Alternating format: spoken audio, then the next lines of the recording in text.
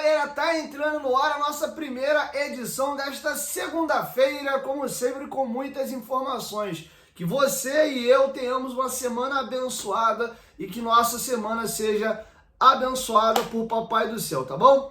Então um beijão no coração de vocês e vamos às informações. O vídeo hoje é bem legal, tem muita análise importante que eu vou fazer para vocês, fui me debruçar a respeito de alguns temas aqui, então se ajeita aí na cadeira e vamos bater um papo sobre um assunto interessante, tá? Vocês vão se surpreender com muitos números e muitas coisas que eu vou trazer para vocês e eu quero lhes convidar a fazer um exercício de reflexão.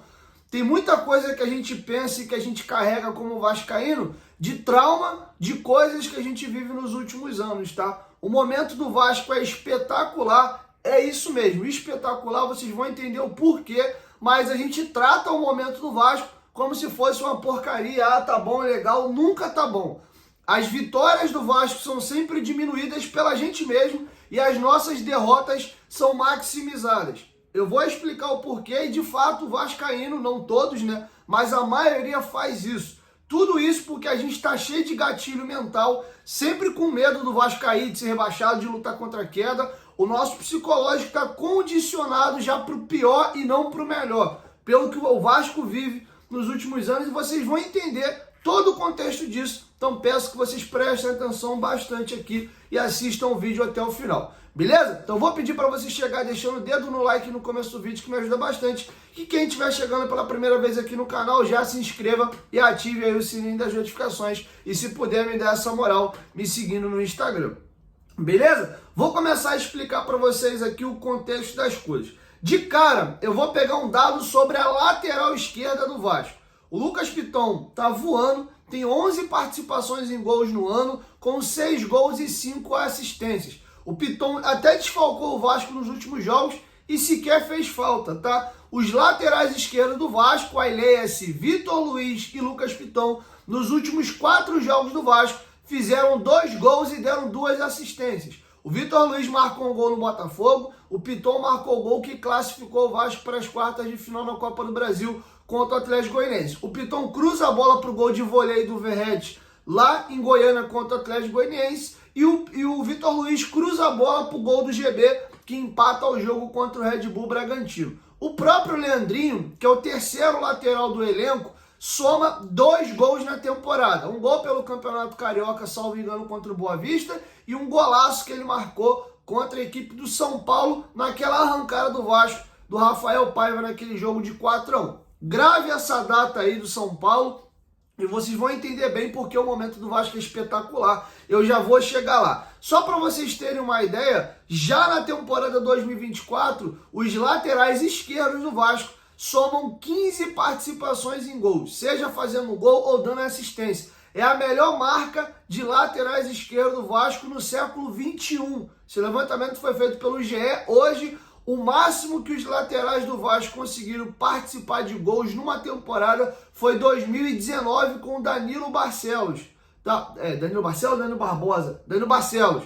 Né? O Danilo marcou 5 gols e deu 6 assistências na temporada de 2019. Lembrando que ele batia a falta e de vez em quando batia uns pênaltis também. Então os gols dele eram um pouco inflados. Eu lembro até de um gol de falta que ele faz contra o Fluminense e o Vasco é campeão da Taça Guanabara em cima do Flu. Naquele jogo, né, do gordinho da água, que os torcedores só entram no intervalo ali do final do primeiro para o segundo tempo. A gente é campeão com 1-0 esse gol do Danilo naquele dia. Tá bom? Então aí a gente tem já um número bem legal. Vamos agora falar do momento do Vasco. Eu vou dar 2 recortes para vocês. Recorte dos 10 últimos jogos e o recorte dos últimos 13 jogos do Vasco. O Vasco tem campanha de time que briga por coisa grande, tá? E aqui não tem estadual. Nós estamos falando de jogos de Campeonato Brasileiro e jogos de Copa do Brasil, tá? E Copa do Brasil falando já em fase mais aguda. Antes de eu trazer esses números, lembrar vocês aí que já amanhã temos rodada aí de Libertadores, terça, quarta, quinta e Sul-Americana. Vai fazer tua fazinha? Corre lá na Betfera. A Betfera é patrocinadora master do Clube de Regatas Vasco da Gama e nossa parceira aqui no Futebolaço Vasco, tá? Ao se cadastrar, você ganha R$600 para fazer apostas grátis E detalhe, tá? Se você perdeu o seu primeiro aposta do dia, na Betfair durante 40 dias você tem seguro, o dinheiro retorna para você até você bater o seu bônus de R$ 600 em apostas grátis. Você tem direito a 10 super cotações e 10 super preços. Os super preços são aquelas promoções que eu passo para vocês, e a super cotação é, você pega, escolhe um jogo específico, vai ter uma odd, você aplica a super cotação lá, ele melhora a odd para você fazer a aposta, tá bom? Então corre lá na Betfair e se cadastre. A Bet do Vascão é a Betfair. Nós, como vascaíno, temos a obrigação de abraçar a Betfair nesse projeto aí que tá com o Vasco, tá? O Vascaíno abraçando, ajudando a impulsionar aí a Betfair renova o contrato com o Vasco, pagando valores melhores. Lembrando que nós já somos o terceiro maior patrocínio do país, beleza? Betfair, parceira do canal Futebolaço, o link tá aqui, ó, no primeiro comentário fixado do vídeo. Agora vamos falar da cereja do bolo, tá? Nos últimos 10 jogos, o Vasco tem 6 vitórias, 2 empates e 2 derrotas. Ou seja, nos últimos 10 jogos, o Vasco tem apenas 2 derrotas. E não é porque tem um caminhão de empate, não. São 6 vitórias e 2 empates. O Vasco marcou 13 gols, sofreu 7 e tem um saldo positivo de 6. Que jogos são esses? A gente ganhou do vice-líder do Campeonato Brasileiro, e bem em São Januário, o Fortaleza. A gente ganhou do Internacional de Porto Alegre fora de casa. A gente quebrou um tabu de 14 anos vencendo o Corinthians em São Januário por 2-0. Ganhamos o Atlético Goianiense de 1-0 pelo Campeonato Brasileiro. Ganhamos o Atlético Goianiense em São Januário, jogo de volta das oitavas de final da Copa do Brasil. E vencemos um clássico, ganhamos no Fluminense ontem. Os 2 empates. Um jogo que o Vasco foi muito mal contra o Atlético Goianiense pela Copa do Brasil. De fato, aquele placar foi mentiroso. Empatamos com o Red Bull Bragantino em casa com erros individuais. O Vasco era para ter vencido aquele jogo. O Zé Gabriel come uma mosca no final do jogo e o Léo Pelé, no início do jogo, entrega um gol bobo ali para a equipe dos caras. E as 2 derrotas normais. Perdemos para o Atlético Mineiro completinho e reforçado lá na Arena MRV e perdemos para o Grêmio naquele polo aquático. Ainda que tivesse sido num tapete, num jogo normal, perder para o Grêmio fora de casa é super normal e natural. Tanto é que o Vasco não vence lá desde 2010. É um tabu até maior do que o do Corinthians. A diferença é que a gente ganha do Grêmio aqui e perde lá, né? O Corinthians a gente não ganhava nem aqui e nem lá. Mas há 14 anos o Vasco não sabe o que é vencer o Grêmio fora de casa. Tá bom? Então esses são os números do Vasco nos últimos 10 jogos. Se você ampliar essa margem para 13 jogos, o Vasco ainda ganhou do São Paulo de goleada por 4-1. São Paulo, que é o 5º colocado do campeonato. A gente perdeu para o Bahia por 2-1, enquanto o jogo estava 1-1 e o Vasco era superior. O David foi expulso de forma injusta e a gente empatou uma partida com o Botafogo, que é o líder do Campeonato Brasileiro em casa. O placar foi até meio justo mesmo, foi um jogo até bem ruim. Botafogo vencia, o Vasco buscou empate no finalzinho. E aí você ampliando para 13 jogos, o Vasco tem 7 vitórias, 3 empates e 3 derrotas. E o saldo de gols, melhor ainda. O Vasco marcou 23 gols, sofreu 11 e o saldo que era 6 salta para 12. Então olha o nível de adversário que o Vasco pegou e como a nossa campanha é muito boa. Sendo que o Vasco passou agorinha pouquinho, 4 jogos sem vencer e o clima já era, vai cair, esse Pedrinho merda, não contrata, não sei o que, esse time é horroroso, vai ser rebaixado. Aí a gente passou esses 4 jogos sem vencer, agora a gente está a 4 sem perder, porque os 2 últimos tinham sido empate e a gente vem de 2 vitórias. Aí a gente agora vem a 4 jogos sem perder e você amplia o recorte e você vê como os números são excelentes. Mas lembra do que eu falei dos traumas, dos gatilhos lá no início do vídeo? A gente tem que começar a mudar a mentalidade. Por quê? A gente, toda vez que o Vasco perde ou vem numa sequência ruim, bate aquele desespero coletivo, e a gente começa a espraguejar e reclamar de tudo, e quando ganha, ganhou, mas não me convenceu não. E me ganhou, mas se não contratar, não dá para esperar muito desse time aí não. Mas também o adversário falhou, não jogou tão bem. A gente tem por hábito diminuir as coisas quando são positivas pro Vasco e ficar sempre já na sequência esperando algo ruim, cara. E eu entendo que isso é normal, isso são experiências negativas que a gente vem tendo nos últimos anos e essas coisas fixam na cabeça. Quando é que isso vai acabar, Dieguinho? Na minha opinião, quando o Vasco tiver uma temporada regular inteira boa. O Vasco brigar pela parte de cima do campeonato, o campeonato inteiro, ser protagonista, duelar de igual para igual com todos os principais adversários do país, estiver jogando Libertadores ou Sul-Americana e Copa do Brasil e passando com tranquilidade e chegando longe. Até a gente voltar a ter boas temporadas, esse fantasma vai morrendo aos pouquinhos, tá? Mas o momento do Vasco é espetacular, cara. Você vai pegar os 10 ou os últimos 13 jogos de todas as equipes do país, o Vasco vai estar no mínimo entre os 6 melhores times do Brasil nesse recorte de 10 ou 13 jogos. Até 2 rodadas atrás o Vasco deve estar melhor, eu não acompanhei. O GE tinha feito um levantamento que nos 10 últimos jogos do Brasileiro o Vasco fazia campanha de G6. Então é isso, tá? O trabalho do Paiva é muito bom, tem erros, tem coisa para melhorar. A gente tem um elenco limitado.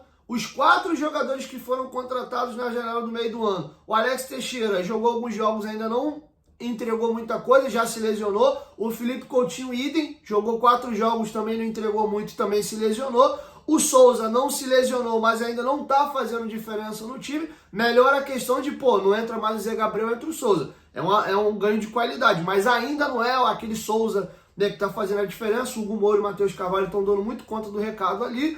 E o Emerson Rodrigues, que chegou inteiro, bem fisicamente, mas não é um titular e nem aquele reserva imediato ainda. Até entrou bem contra o Fluminense, gostei do jogo dele, mas não foi a janela que salvou o Vasco, né? É o próprio elenco que lá já estava. O Payet vem agora numa crescida muito boa e mostrando aí que está adaptado ao Brasil e muito melhor fisicamente, tá? E aí agora eu vou falar para vocês do macro. O Vasco está numas quartas de finais de Copa do Brasil, aguardando o sorteio para saber quem ele pega. E o Vasco está na primeira página do Campeonato Brasileiro. E a gente não está falando, estamos na 5ª rodada, estamos na 3ª, estamos na 10ª. Não, a gente já está no retorno do campeonato.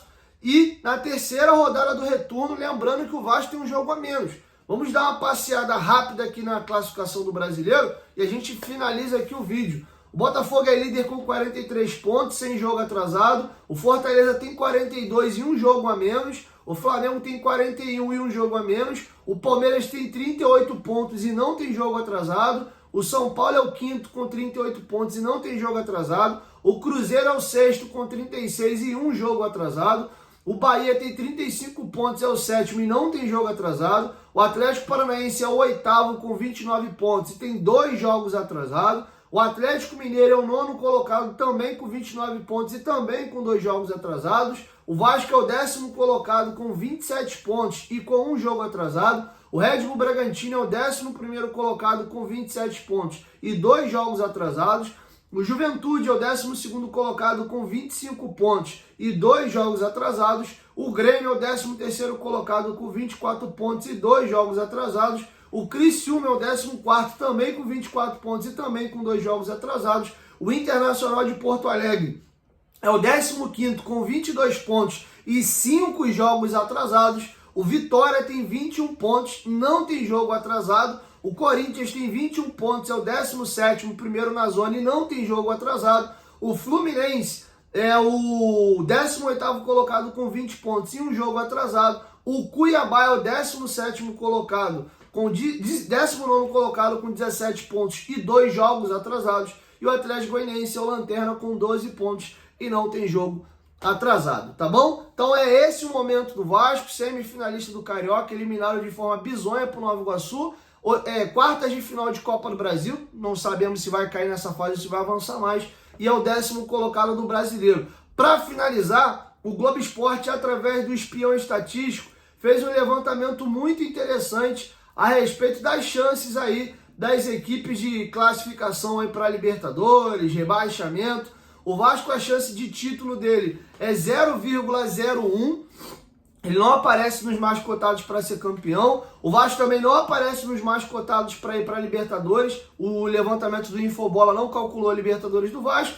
E com relação à chance de permanência do Vasco, o Vasco tem quase 90% de chances de se manter na Série A e nem aparece nos mais cotados ali para cair, tá? Detalhe, o Vasco já tem 27 pontos com um jogo a menos, ou seja, nós temos ainda aí 17 jogos a disputar. Pensando que o número mágico é 45, que tem temporadas que é até menos, O Vasco precisa de 6 vitórias em 17 jogos para se garantir matematicamente na primeira divisão. Tudo indica que a gente não vai lutar contra rebaixamento e a nossa briga é por uma Sul-Americana. Se conseguir arrancar e melhorar esse aproveitamento, quem sabe brigar por uma pré-vaguinha ali de Libertadores, tá? Nós temos um Paê entrando em forma e um Coutinho, que se o Vasco pausar legal ele, resolver o problema da contusão e deixar um tempo maior até para trabalhar o físico, ele pode chegar faltando aí 10 rodadas, 11 rodadas, melhor na ponta dos cascos e aí sim subir o Vasco de prateleira, tendo Paê e Coutinho bem fisicamente. A gente ainda tem esse trunfo, mas já até falei para vocês, acho que o Coutinho é um jogador para a parte final do Brasileiro e é um jogador sim para a temporada 2025, tá bom? Então é isso, quero te ouvir, deixa a sua opinião aqui embaixo nos comentários e vamos nos agarrar às coisas positivas e empurrar esses fantasminhas aí um pouco pro lado. A temporada do Vasco é muito boa, tá? Estamos falando uma excelente temporada. Qual foi a última temporada que vocês viram o Vasco chegar a umas quartas de final? Não acontecia desde 2015 e o Vasco fazendo um brasileiro seguro, tá? E esse brasileiro seguro tem nome e sobrenome. Rafael Paiva. É o mesmo elenco, expliquei para vocês que os 4 reforços até agora agregaram pouco até o time, até o presente momento, acho que no médio prazo vão agregar bastante, mas é aquele mesmo elenco, do 6-1 no Flamengo, do atropelo contra o Palmeiras, um 2-0 mentiroso, daquela partida patética contra o Juventude fora de casa, daquele empate com o Cruzeiro todo esfacelado em São Januário. É aquele mesmo time que pra gente ia cair ou ia lutar contra rebaixamento até a última rodada. Olha o que o Paiva fez com o Vasco em 13 jogos, tá bom? Então é isso, 1, 2, 3, futebolaço, tamo junto família, quero te ouvir. Deixa a sua opinião aqui embaixo nos comentários, valeu? Tamo junto.